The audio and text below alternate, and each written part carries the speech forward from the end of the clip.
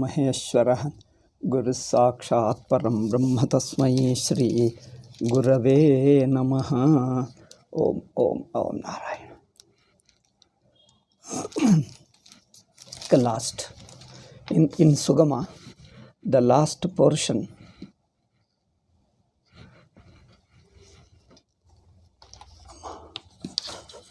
just a minute, these are all headaches. Ayya Rama, nothing works.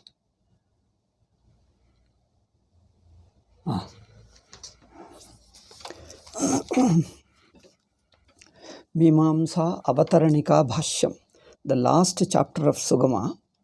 In this last two sentences of Bhashyakara, Asya Anartha Hetoho, this is Anartha Hetu. What is Anartha? Samsara is Anartha. Kartrutva Bhoktrutvam is Anartha. Then Anartha Hetu is Adhyasa. Because it is in the wake of Adhyasa you experience Kartrutva Bhoktrutvam.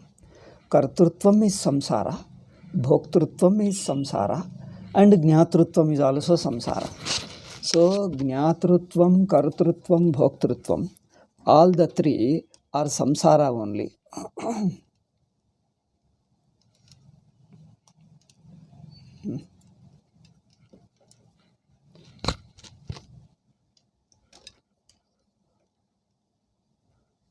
Okay.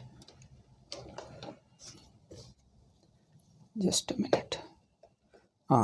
So, sanartha hetoho prahanaya.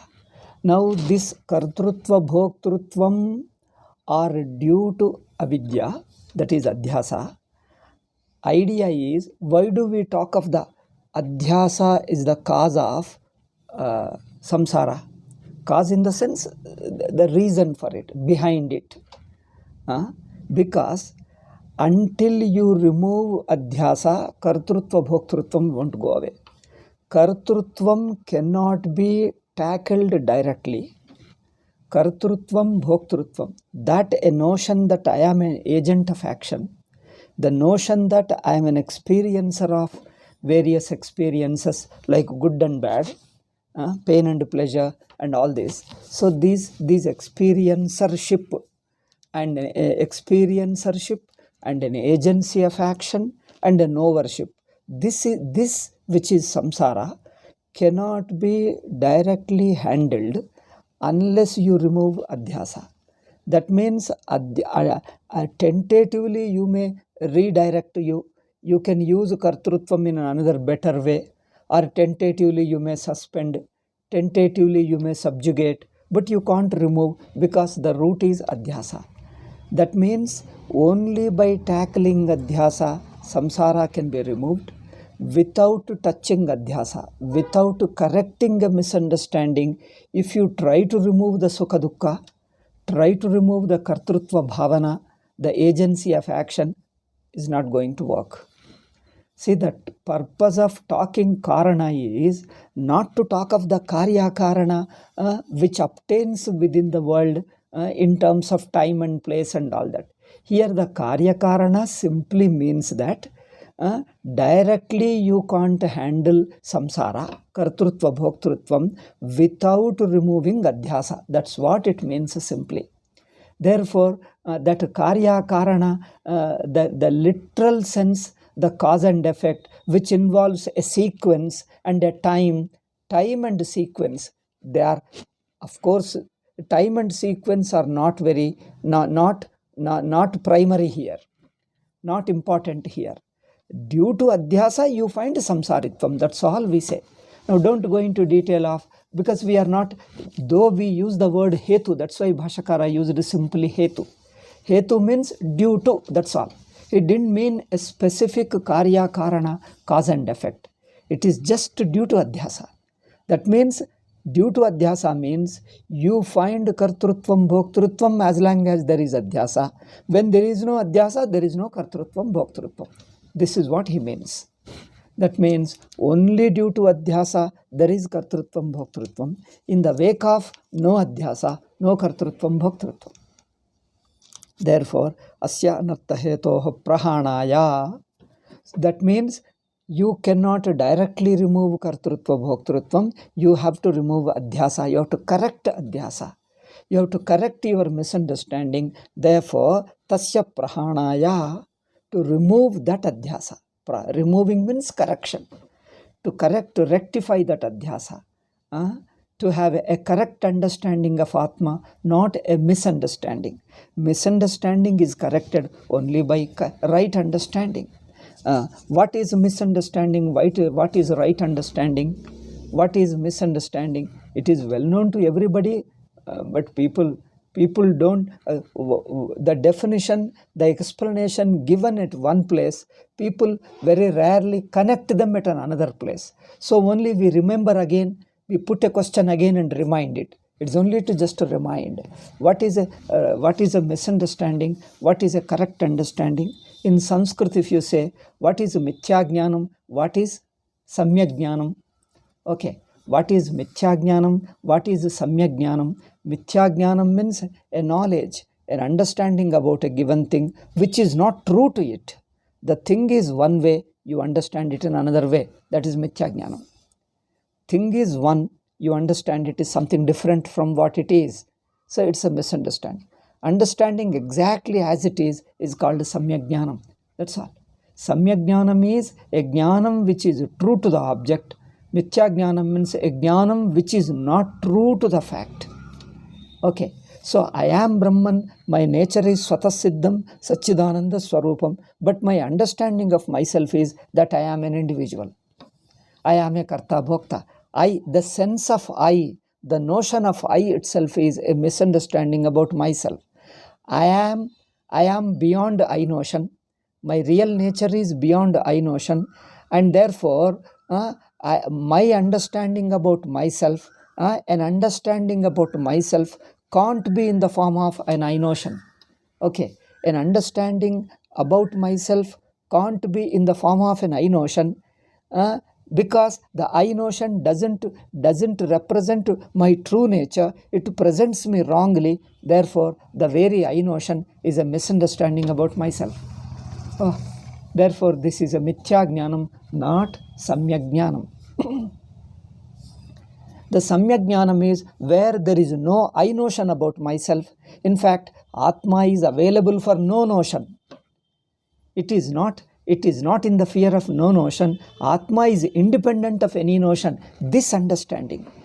Atma is not available for neither I notion nor you notion, yet it is beyond the very notion.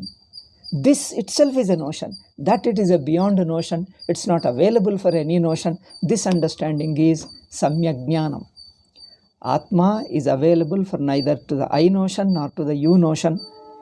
Itself is beyond any notion. It is independent consciousness. This is samyak jnanam, because it is true to the nature of Atma. Therefore, asya anartha hetoh prahanaya, in order to correct this misunderstanding about myself in the form of I notion and you notion, I notion and this notion, any notion is not true to the Atma. Therefore, to understand these things, Atmaikatva Vidya Pratipattaye. That means to correct this wrong notion and also get a right understanding of the Atma. Atmaikatva Vidya. Vidya is Jnanam, a knowledge, an understanding, an intuition. Intuition of what? Atma is Ekatvam. Atma means, see, what is Atma? What self-shining is Atma? What is self-shining? Self-effulgent is Atma. Atma means oneself. Oneself means you don't need a thought to know it.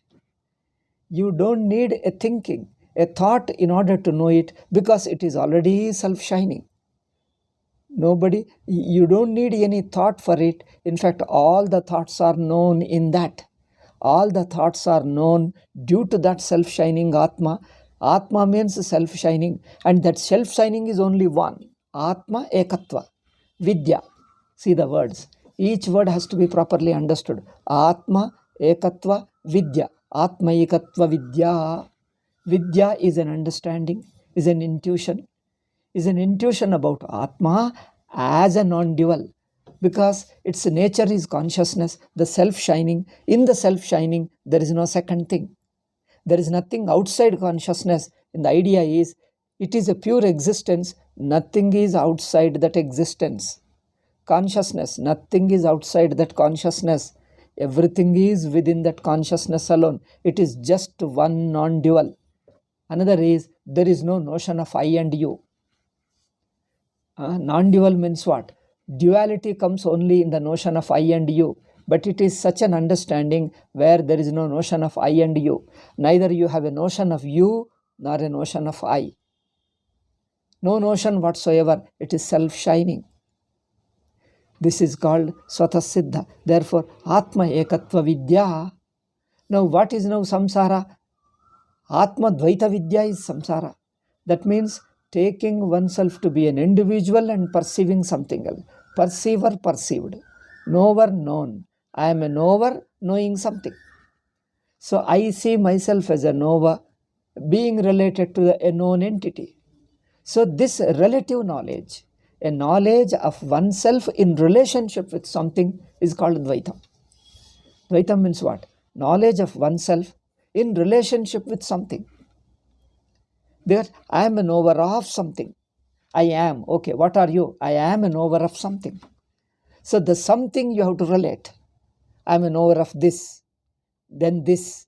I am a knower of this. Means this particular I know and not the rest. So here is the divisiveness. So there is no divisiveness in your awareness. There is no divisiveness in your existence. In your being, the being is indivisible. The existence is indivisible. So the indivisible existence, infinite existence, this is called Atma Ekatva, Atmas Ekatva. So Atma Ekatva Vidya, Vidya is intuition, an understanding. So an understanding which reveals the oneness of Atman, that means Atma cannot be divided. Atma cannot be divided, can be understood. One way is, there is no subject-object duality. Another way is, there is no notion. In the Atma, there is a notion of this and the rest. This and something. Something and remaining. That means any thought can only choose. Any thought can only divide. This and not the remaining. The very process of thinking, the very thought always divides. Because the mind thinks only in terms of division. Mind understands only in terms of division only. Without dividing, mind doesn't exist. Mind doesn't exist, mind cannot function. Or mind doesn't exist. So how does mind understand? I understand this, not the remaining. So this and remaining, there is a division. This I am knowing, I am a knower, I am knowing this. This I am knowing and I am the knower. Knower-known duality. And even that known also, this is known contrast with remaining. Okay, this is known in contrast with the remaining. The remaining and me, this is a divisiveness. Okay, so the vritti by nature, the thought by nature is divisive. So here you understand that there is an entity which is not available for thought, means which is not available for division, which is not available for relativeness. That means you can't stand in relation with existence because you are existence. You are not somebody in relation with existence. Okay, you are not somebody who knows the existence. You are the existence. Existence and you are synonyms. Existence is not an adjective of you. You and existence are not two. There is no noun and adjective relation. Okay, you exist. That means the very existence is you and you are existent. There is no you and you have an existence. There is no such a, it is not a relative knowledge. It is not a relative existence. It is a non-relational. Non-relational means what? Indivisible. When there is no division, there is no relation. Relation means division. In division alone, there is a relation possible. Subject, object, one relation. Even the object also is not entire object, only a part of object and excluding the remaining. The exclusive, mind excludes. The very thinking by nature is exclusive, divisive, relative. Okay, remember. What is mind? Mind means thinking. What does the thought do? Thought excludes, relates, and divides. Thought excludes, divides, and relates. So, but here is an understanding where nothing is excluded. To exclude, you need a thought. To say everything is what thought you need. It is everything, because thought has no role to play. Thought has no role to play. That means there is no exclusiveness. This and not the remaining. When you leave out something, exclusive means what? Hold on to something and leaving out many things. Okay, hold on to something and leave out certain other things. Here, you cannot leave out. When you can't leave out, you can't exclude. When you can't exclude, you can't specify. It just is. It's beautiful. See how beautiful it is. It just is. So this universal existence, which is not exclusive, a part excludes, a part is left out, a part is retained. That kind of divisiveness doesn't exist. And there is no relationship also. I am knowing this. I am a knower knowing this. So the knower known relativeness of subject object. Knower known. This is a relativeness. But in the Atma's nature, there is no relationship of knower and the known. It just is consciousness. Knower is included, known is included, world is included, time is included, desha, kala, everything is included in the existence.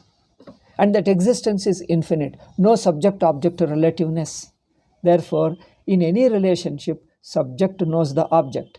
So this is a relational knowledge.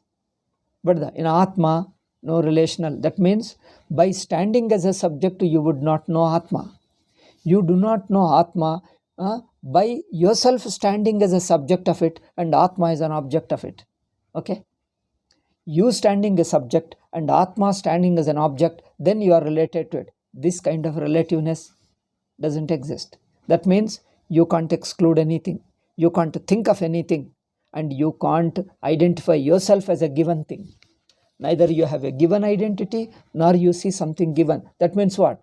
It is spontaneous existence, natural existence, self-existence, infinite existence. That's all. Infinite self-existence. You don't need anything. Itself is shining. Tane tanu. On its own it is shining. So this non-relational, indivisive, and non-exclusive. When you don't exclude, tell me what is not. This is mine and this is not. You divide it. Now everything is yours. Then what do you call as mine? When everything is you alone, everything is one infinite Atma, then what do you call as mine? There is no mine, it is me.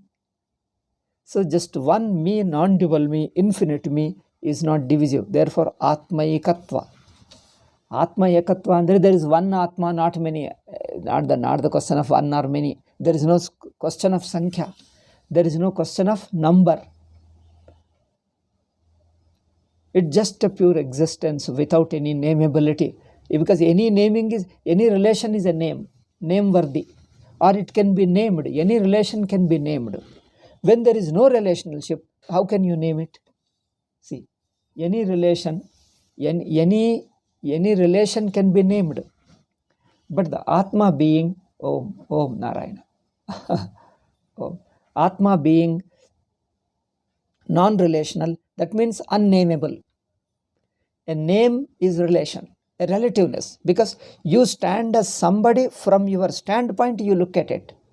It appears as something to you. It is something. Something to whom? To a given person. Itself is not that given thing. See, you name it. You perceive it. You name it. That means what? One who is naming, one who is perceiving is seeing that way. You talk about it. What is itself? What is itself means you don't stand as a knower of it. You stand as itself. You can't name it. See, you can't name it. You can name it. You can name anything. Naming means describing some quality, some relationship, something. Naming is describing a quality or its nature or its sambandha, something. Either quality or action or sambandha or something, relation, you have to say. Then only a language works. Naming means language. So language is not working there. That means language works only in relationship. In Sushupti, you are all alone yourself. Now tell me, what name can you use for yourself? Who should use? Myself. You use to yourself, you use a name, you want a name for yourself. You and yourself, there are no two. Therefore, you don't stand in relationship with yourself. You are yourself. That means you and yourself are not two things getting related. In the relation, there is a thought. In thought, you have a name. Relationship, thought, and the name, all three are one. Relationship is thought. What else is there? Relationship is thought. Thought is name. Swatah Siddham doesn't have any names. Neither it needs, nor even if you try, you can give name to it. Because giving a name means describing it in terms of some relationship, some quality, some capacity, some action. But all these actions, qualities are only from somebody who is looking at it, somebody who is relating to it. I always give this example. We say, what is fire? Fire is hot. What is heat? Heat is your relationship. How you experience it, you are calling it as heat. Then describe what is fire to itself. Is fire hot to fire? Is fire hot to itself? Hot is an experience you have about the fire. Hot is an experience. Heat is an experience you get in relationship with fire. So it is a relativeness. Quality is a relativeness. Now, what you are experiencing is a hot. You think that fire is hot. Now, suppose you are talking to fire. Fire also has knowledge. It is a devata. Now, you talk to him. You say, bah, how hot is the fire? Then talk to him, hey, fire, how hot you are? Bah, I heard people telling that fire is hot. I thought it may be just little warm. It is bearable. Now I see, my God, it's impossible. It's a terrible heat. Oh. So calling it hot is your relationship. Why relationship? You stand as a fire. That means you and fire are one. That means you are a fire. To the fire, is fire hot? No. That means there is no relation. There is no naming. Okay. Therefore, the infinity is non-dual, non-relational. But all our experiences, all our knowledges, all our actions are generally in relational state. Somebody, and from that standpoint, you look at other. What is other? Other is how it relates to me, how it appears to me, how I relate to it, how it relates to me, how it appears to me. This is what you call naming. Otherwise, how else you name? You tell me. Can you name yourself? You are all alone. You can't name because you are just yourself. So this way, Atmaikatva Vidya Pratipattaye, to Pratipatti, gain. Vidya, knowledge. To gain the knowledge of oneness of Atma, Atma Ekatva. Oneness means Atma is understood not through a notion, not through a relation, not through a description. But we are listening to Vedanta. You are using the words to relate to Atma. Oh, in the name of listening to Vedanta, we are only spoiling Vedanta. We means all jivas. No, I am not talking of any given. The very jiva's nature. Jiva uses the mind. Mind does this mischief. Mind creates this problem. Because mind wants to relate. Relate means what? I am a subject and I want to relate to it. How does the object look to the subject? Subject itself is a standpoint. A knower is a standpoint. But infinity is not a standpoint. Non-duality is not a standpoint. That's why Jivatvam, I notion, is a standpoint. Sakshi is not a standpoint. Because Sakshi has no vritti. Sakshi is self-existing, is infinite. Sakshi is infinite and non-dual. Therefore, it is not a standpoint. It is not a relative status. Sakshi is not a relation. It is non-relational because there is nothing other than itself. Sakshi is non-dual, non-relational. It is itself. There is nobody other than Sakshi who can look at Sakshi, who can experience Sakshi, who can define Sakshi, who can describe Sakshi. If you stand as somebody, that itself is an Adhyasa. And that Adhyasta Jiva can never understand what is Sakshi. He doesn't understand what is himself because he has moved away from himself. Himself is Sakshi, infinite, non-dual. Himself is Sakshi, infinite and non-dual. He has moved away from non-duality. He has moved away from infinity. That means, what is moving away from infinity? Infinity, the away from infinity is limited. What is away from non-duality? Now, away from non-duality is duality. Therefore, we live in duality. We live in relational. All our thinkings and experiences, acts, everything is relational, relational, relational, relational. If you talk of a non-relational, no words exist, no mind exists.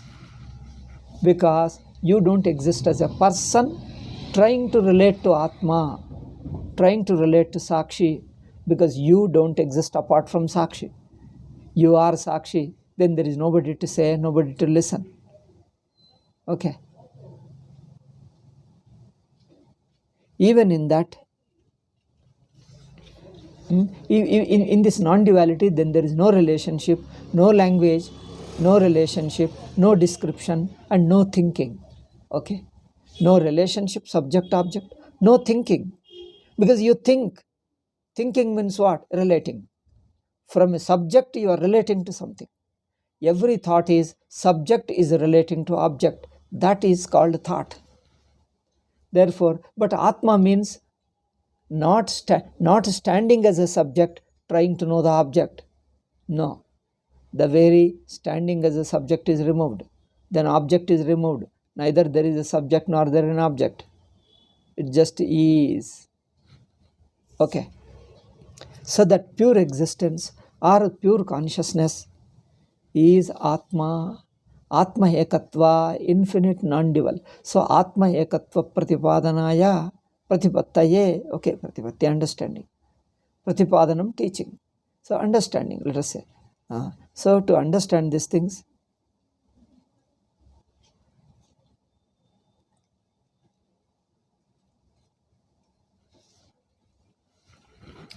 okay. So Atmaikatva means Adhyasa is a thought, vritti, a notion. That means you stand as an I notion and relate to something else. I and something else, this is a relational. The very I notion arises only in relation with something else. Because I notion excludes something. I am not this, I am this and not the rest. The very I notion arises by excluding, by dividing. The very I notion is divisive. That means very Adhyasa is divisive. Very Adhyasa is divisive. It divides. Therefore, Atmaikatva means what? Stop dividing. Means don't stand as a subject and trying to know the object. That means no Adhyasa. See how the language, all of them ultimately come to the same thing. No Adhyasa, no subject-object duality, no trying to know. Because you are already self-existing, self-shining. The trying to know, only subject tries to know the object. Only the I notion tries to know the you notion. So the trying to know or knowing is in relational. Jnatru Jneya, subject object. Trying to know or having known. I have known it. Trying to know or seeking to know that you have understood it. Now this is so and so and I know it. All these are relational. This relational is not Atmaikatva. It is not Eka Atma. It is Dvaitatma only. Okay. Therefore, Asya Anartha Hetoha Prahanaya. I am reading only Bhashya and explaining. Swamiji explains details that will come later. First, let me say whatever I can say in directly on Bhashya. Okay, I am talking directly on Bhashya, and next Swamiji's commentary we will see that. So, asya anartha hetoh prahanaya. Prahanaya, removing. How do you remove? By observing. By just looking at the Atma, you discover the Atma, then all the knower, known, subject, object, world, time and space, everything gets dissolved. Dissolved means everything gets included in the Atma. Dissolved in Atma or included in Atma, then everything is included in Atma. From that standpoint of that Atma, there are no divisions. Okay? There are no divisions apart from Atma, apart from Sakshi. That means everything is included in one Sakshi. So that Sakshitvam is, you stand as a Sakshi, you don't remain relative. There is no thought. Thought divides. Thought excludes. Thought is relative. Okay. Therefore, Atmaikatva Vidya Pratipattaye, to know the knowledge, Vidya, knowledge of Atmaikatva, of the oneness of Atma. One is not joining two things. Nothing. One is naturally existing, everything is included in me, and there is nothing outside me.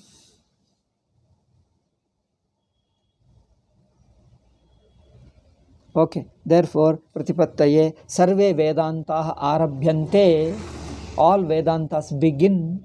Vedanta is used plural here. Bhashyakara uses Vedanta in the sense of plural, because Upanishad also some places uses that way. So it suits them, so they use it. Vedantah Arabhyante. So Vedantas means Upanishads. Each Upanishad is Vedanta. Okay. So Vedantas begin, all Upanishads begin to reveal the oneness of Atma. Because my mind, my individuality is blocking. My individuality is preventing me to understand the non-dual consciousness. The sense of individuality has to be weakened by Karma Yoga and Bhakti and all Upasana. That sense of individuality should be weakened. Okay. Then Vedantah Arabhyante. All Upanishads begin. Begin means what? All Upanishads aim. This is the idiomatic way of telling. Upanishads begin only to understand the Atma. That means understanding the Atma is the goal of Upanishads. They have no other goal.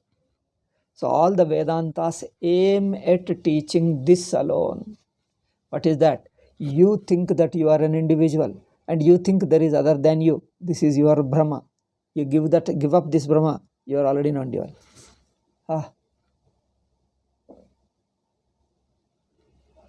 Therefore, Sarve Vedantah Arabhyante. Okay. Yathacha ayamartah sarvesham Vedantanam tatha vayamasyam sharirika mimamsayam pradarshayishyamah.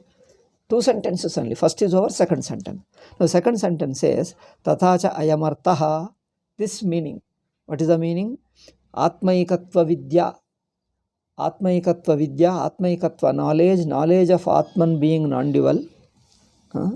This artha sarvesham Vedantanam Vishayaha. That this is the subject matter. This is the topic of entire Adhyasa Bhashya. So, Yathacha ayamartaha sarvesham Vedantanam.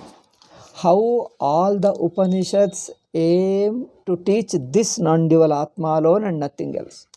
They may talk of many things on the way. Taittiriya says something else and Mandukya says some other thing, and then each one say differently. But they are all different prakriyas. Okay. Therefore, Yathacha ayamartaha sarvesham Vedantanam.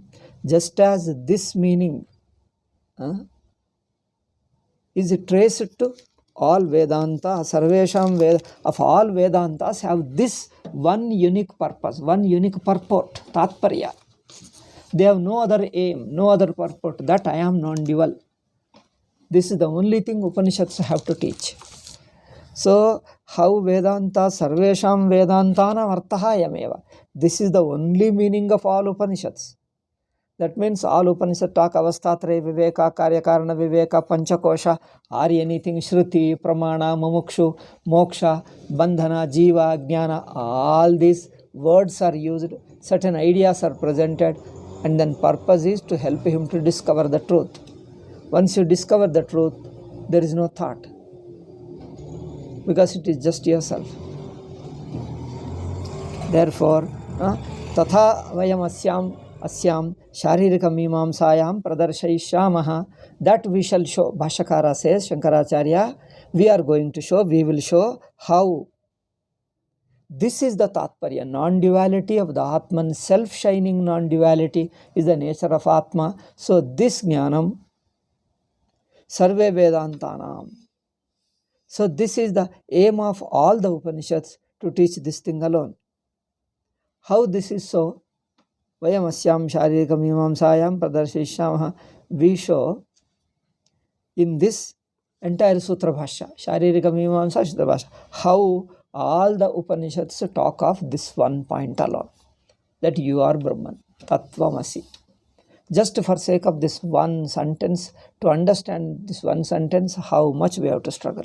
Oh, we go, how many janmas we take, how many do, we have done a really lot of sahasa, lot of. So, how all the Brahma Sutras talk of the same truth, how all the Upanishads have the same goal, we are going to show in this entire Sutra Bhashya. Because Adhyasa Bhashya is a preface, is an introduction to Brahma Sutra Bhashya. If we are studying Adhyasa Bhashya, means we are studying Brahma Sutra. What else? We are studying Brahma Sutra. Sugama is Brahma Sutra only, because it is discussing only preface aspect of Brahma, commentary on Brahma Sutra. Okay, so this we are going to show. This is the Bhashya's idea. Now the Swamiji takes up these two sentences alone. Swamiji explains in 1, 2, 3, 4, 5, 6, 7, 8, 9. Oh, why 9 more? 10. 10 means 20 pages. Around 20 pages. 19 pages we can take. 18, 19 pages is the last part. But in these things there are many beautiful. Each word Swamiji explains. Not the Vyakarna and all that point. The philosophy, the Vedanta involved, the Prakriya involved in it. We mean philosophy means Prakriya for us. Okay. What they call philosophy in European language, we call Prakriya, the teaching method. Teaching method means the ideas and the how you convey. How you explain, how you convey, that is a Vedanta. So we are not building up Vedanta, building up a philosophy.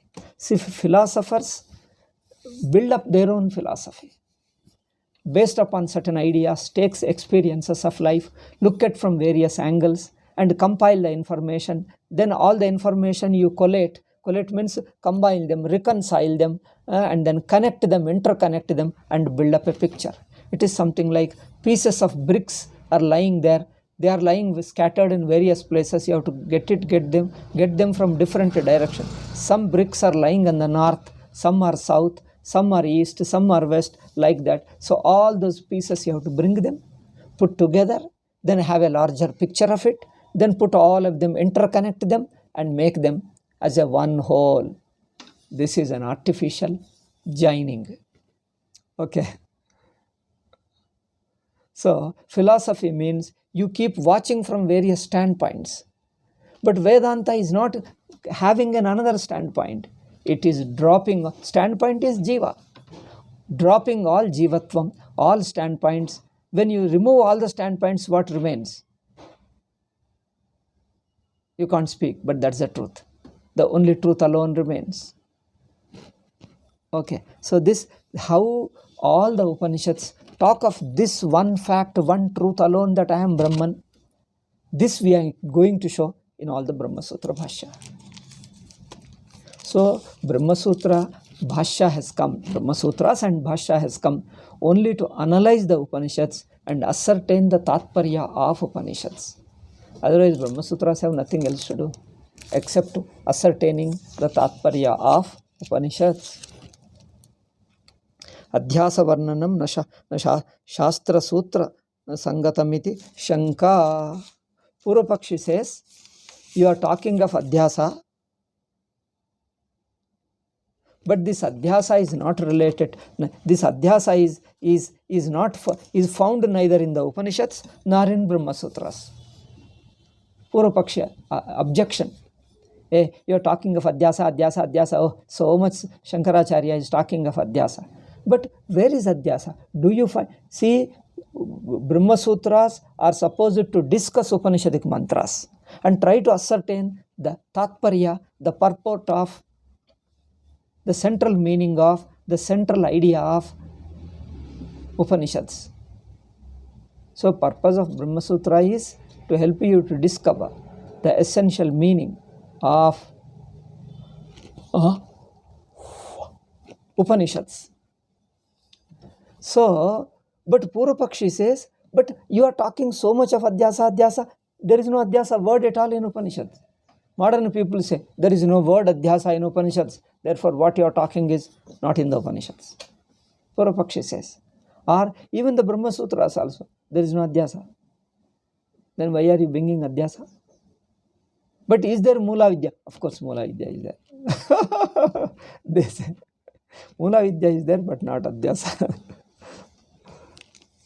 Anyway, they accept both Adhyasa and Mula Vidya.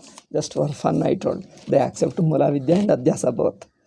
But they talk of Adhyasa only for sake of Mula Vidya. That is okay. That is their prakriya. You leave them. That is Vyakhyanakaras say it like that. So here, Purvapakshi says that this Adhyasa is found neither in the Upanishads nor in Brahma Sutras. Then why are you explaining? Here we have to say it is found. Sarve Vedantaha Arabhyante. That means all the Upanishads have this one single aim, one single goal to communicate that you are Brahman. Nothing less than it can satisfy you. Your Brahmatvam is the only one which makes you totally free and gives you total contentment. All regrets of past won't be there. No ambitions. Everything is gone. Person remains too sensitive. Okay. So, yadetat. Now we have to show, Swamiji is going to show how Adhyasa is found, is related to Upanishads. It is there very much in the Upanishads. And also, it is in Brahma Sutras. Okay, on this Purvapakshi says, I'll just read out little Purvapakshi and then answer next class. Yad etavat paryantam upavarnitam samsarasya mithyatvam tadetan na tavat shastrarthaha. Purvapakshi says, my God. He says, what you are talking of this Adhyasa, you have been talking, it is not there in the Upanishads. Upanishads don't talk of Adhyasa. Upanishads talk of something else. See, people say like that. Some people try to say. See, yadetavat paryantam upavarnitam. What we have discussed so far about Adhyasa, entire book, all these months and years, maybe is more than a year. Okay, years. Samsarasya mithyatvam cha. You have described samsara and also that it is a mithya. Tadetatra, tadetatan, natavat shastrartaha. So that samsara is due to avidya. This point, that there is an Adhyasa, and samsara is due to Adhyasa. This point is not there. Shastrartha. This is not Shastrartha. Purvapakshi says, you see, Purvapakshi can claim anything, obviously. He says clearly, this is not watch. Holding the watch in your hand, say, this is not watch. They talk like that. Okay. Sarvasyapi jagataha. Second reason is, first thing is Adhyasa is not there. Second reason is, Ishvara created the Jagat. How can he say Jagat is Mithya? This is the argument of Madhvas. Swamiji did not mention. Swamiji simply told somebody said like this, that's all. Who is that somebody you would not know. But it is a Nyaya Sudha of Madhvacharya. Sriman Nyaya Sudha is there. In that Nyaya Sudha, this discussion is there.